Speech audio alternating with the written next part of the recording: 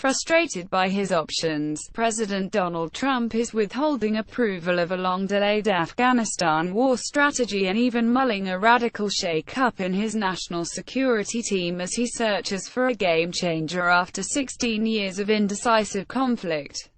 In a recent Situation Room meeting that turned explosive, Trump raised the idea of firing Army Gen. John Nicholson, the top U.S. commander in Afghanistan, according to two officials with knowledge of the discussion. And he suggested installing his national security advisor, Gen.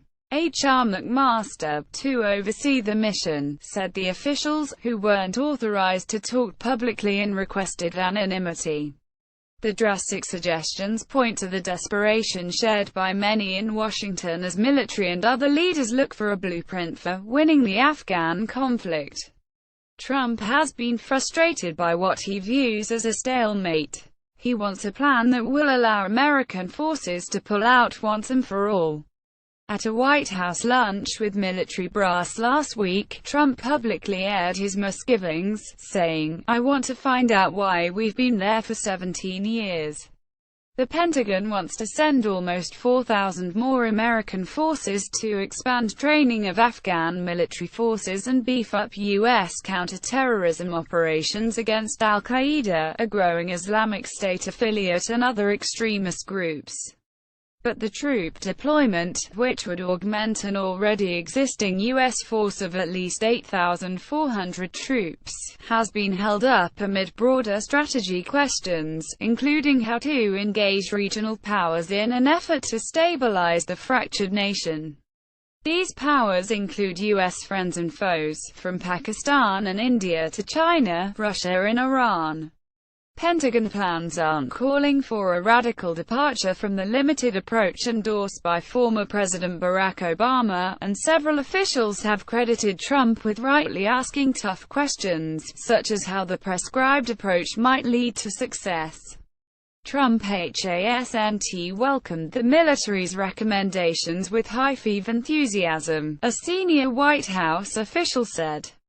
Several meetings involving Trump's National Security Council have been tense as the president demanded answers from top advisors about why American forces needed to be in Afghanistan. Another U.S. official with knowledge of the conversation reported Trump being less interested in hearing about how to restore Afghanistan to long-term stability, and more concerned about dealing a swift and definitive blow to militant groups in the country.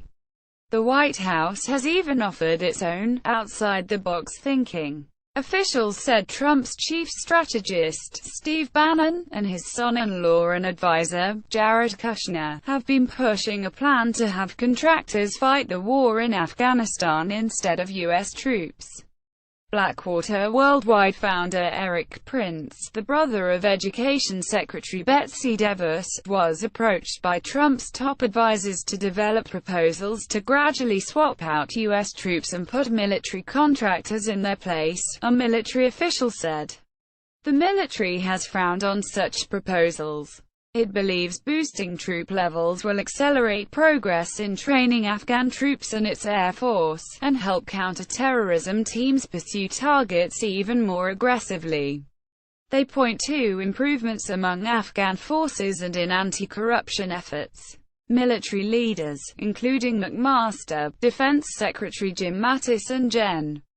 Joseph Dunford, the Joint Chiefs of Staff chairman, are all said to be on the same page, as is Secretary of State Rex Tillerson. Military officials also have defended Nicholson, saying any punishment of him would be unfair because he hasn't been given the forces he says he needs. His possible firing was first reported by NBC News. The White House, which declined multiple requests to comment, may shift itself on Afghanistan now that retired Marine Gen. John Kelly is Trump's new chief of staff. Kelly hasn't spoken about Afghanistan, however, since his appointment this week.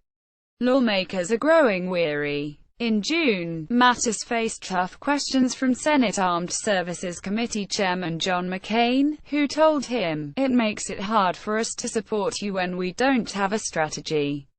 matters conceded, "We are not winning in Afghanistan right now," and vowed to correct this as soon as possible. Doing so requires the president on board. While Trump has been keen to give military officials carte blanche on troop levels and other military affairs, his approach to Afghanistan has grown increasingly assertive. In some ways, his scrutiny of military plans has evoked that of Obama, whom Trump derided as a candidate for not heeding his general's advice. Republican lawmakers Thursday urged Trump to listen to his national security advisors on Afghanistan. "Every soldier over there is an insurance policy against our homeland being attacked," Sen. Lindsey Graham, a leading hawk, told reporters. "My biggest fear is that if you don't listen to the generals and you try to make this up as you go like Obama and Biden did, you're going to wind up losing Afghanistan like you did Iraq, and the consequences to America are worse. U.S. indecision is causing Afghanistan's neighbors to hedge their bets," Sen. Bob Corker, the Senate Foreign Relations Committee chairman, said. "As long as they believe Washington is 6 months away from stepping out, 6 months away from giving up, they will continue to do so," Corker said.